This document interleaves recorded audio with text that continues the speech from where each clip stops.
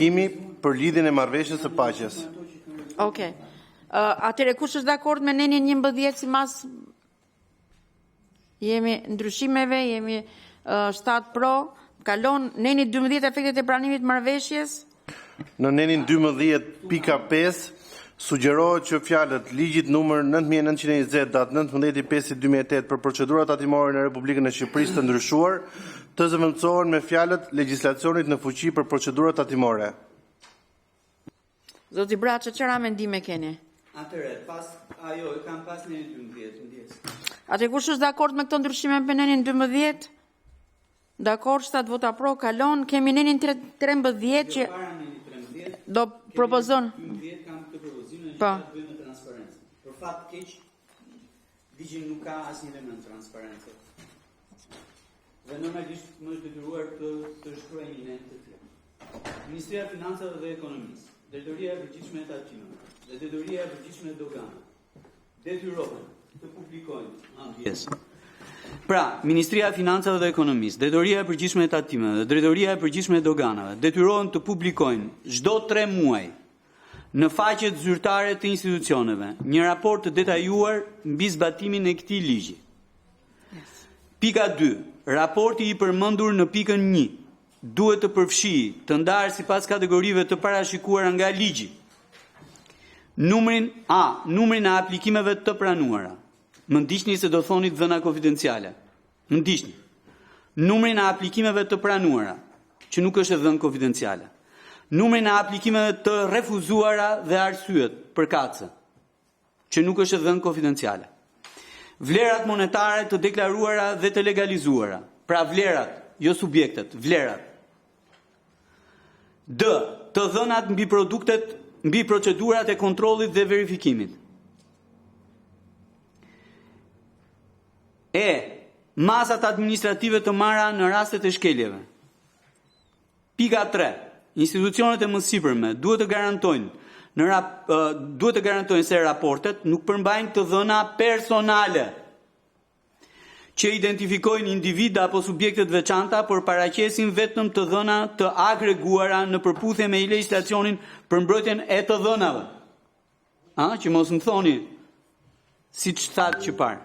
4. Pranë Ministrisë së Financave ngrihet një komitet monitorimi me pjesëmarrje nga shoqëria civile apo Këshilli Fiskal i Pavarur, akademia, pra bota akademike dhe organizatat profesionale, i cili A. Shqyrton raporte 3 mujore, kërkon informacion të shtuar kur kjo është e nevojshme, C. Përgatit një raport vjetor të pavarur përpara dorëzimit të raportit zyrtar në kuvend. Raporti vjetor i Komitetit të Monitorimit i paraqitet kuvendit dhe publikohet në regjistrin elektronik të akteve së bashku me opinionet e pakicës kur ka mos pajtime. Keni gjë me këtë? S'do ta bëjmë këtë. Ato do të duhet. Se ishte shumë i detajuar, mbase zakonisht i detajuar, por këto janë çështje që edhe nga teknika legjislative në shumicën e rasteve zgjidhen me akte ligjore, nuk shkruan. Kështu që patjetër që nuk mund qëndrimi që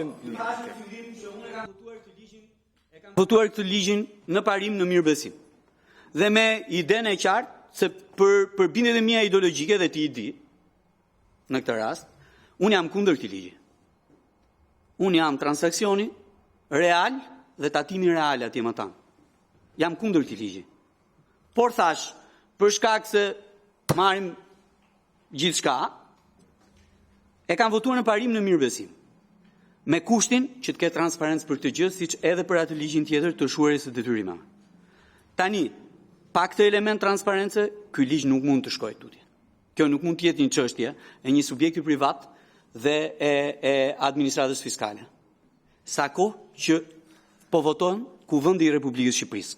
Në momentin që voton Kuvendi i Republikës Shqipërisë, po kjo ka nevojë për transparencë. Dhe transparencë të shkruar në ligj, jo në rregullore të tatimeve, po në ligj. Dhe janë formulime aq kujdesshme sa nuk cënojnë asnjë individ nga ata që do përfshihen në këtë marrëveshje. Asnjë.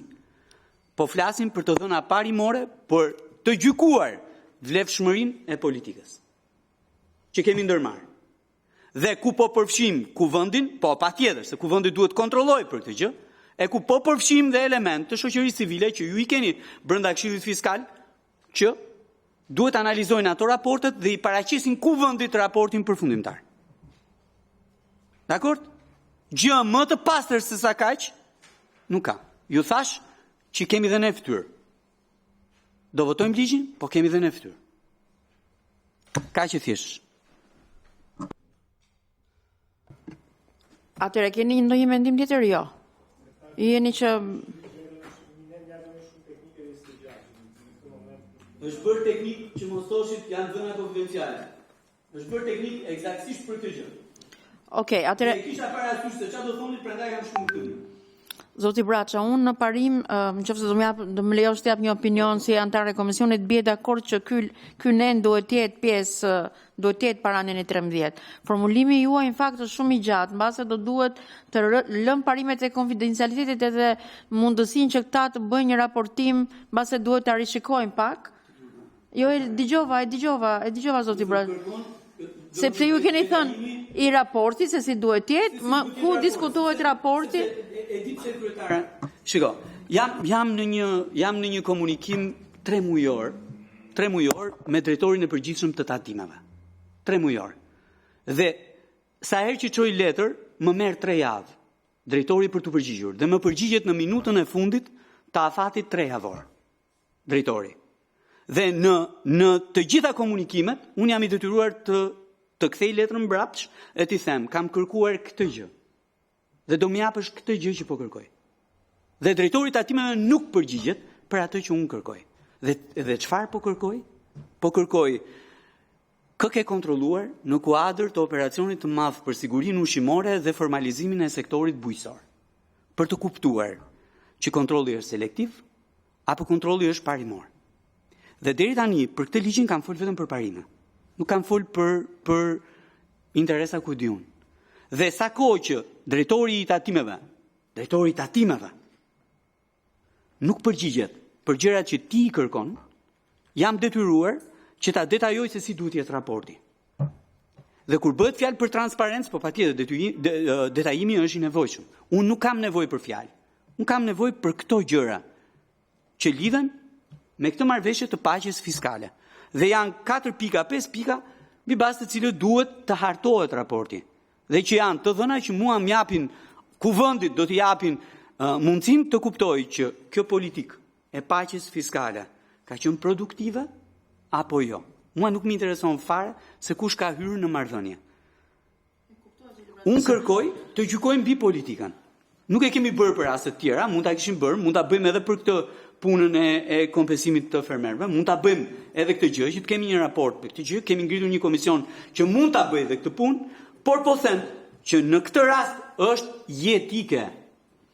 Jemi adresuar njerëzve, të lutem, jemi adresuar njerëzve që kanë kryer evazion fiskal, kanë kryer fshehje të ardhura nga fitimi, qoftë personal, qoftë korporativ, kanë deformuar pasqyrat fiskale e tjerë me radhë, ndërkohë që atje ma tanë janë një tufë njerëzish që kanë deklaruar gjithçka. Tani atyre njerëzve ne s'u japim asnjë gjë me këtë ligj.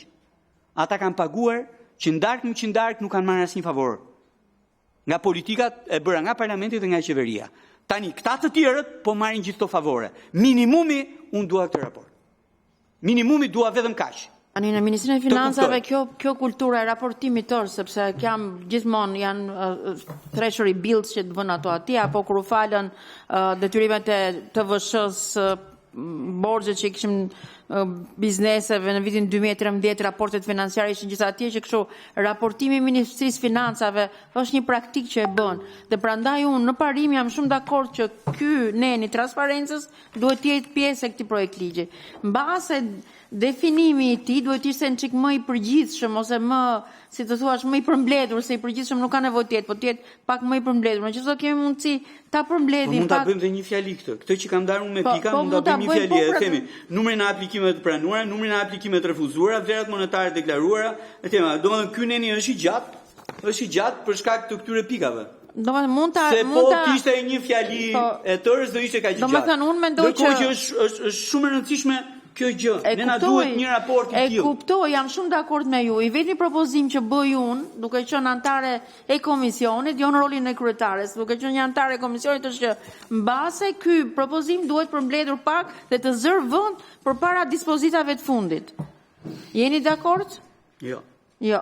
Okej, doni ta lini siç është. Po, me thënë drejtën.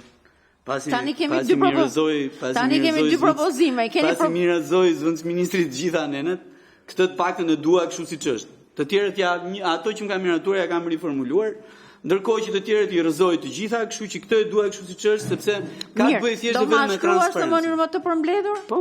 Okej. Atëherë jeni dakord të vendosim një nen të transparencës që bëhet neni që merr numrin 13 për Do vaj, e morën vesh opinionin tuaj, e morën. Nuk është do më thënë ne po transparenca nuk është detyrë e Ministrisë së Financave. Jo, hape mikrofonin se transparenca është Ne këtu që transparenca është qëllim. Do të thënë ne këtu është detyra e kuvendit të ruaj transparencën. Është një nga detyrat kryesore që ka kuvendi. Kemi gritë komision të posaçëm ne parlamentar për transparencën. E kemi këtë, kemi dhe punë për gjithë reformën e Bashkimit Evropian për transparencën. E kemi për detyrë, e kemi në mandatin ton transparencën. Që kështu ky propozim që bën zoti Braçe vjen në linjë me gjithë detyrimet që kemi ne si antar të parlamentit një përveç zgjedhësve. Që kështu kjo s'diskutohet, por ndërkohë nuk po ju kërkoj më që t'jep të shpreheni për këtë gjë. Ky është një vendim që e marrim ne këtu në komision dhe vendosim këtë nenin. Keni rastin për ta diskutuar dhe në seancë parlamentare, sepse atje ka mundësi të diskutohet çdo ndryshim që i bëhet ligjit. Që kështu ne jemi dakord që do një nen për transparencën dhe biem dakord me propozimin që bën zoti Braçe, i cili do ta përmbledh relativisht pak ato që ka propozuar dhe ta vendosim këtu në projekt ligj. Kush është dakord, Çok? 7 vota pro, nuk e.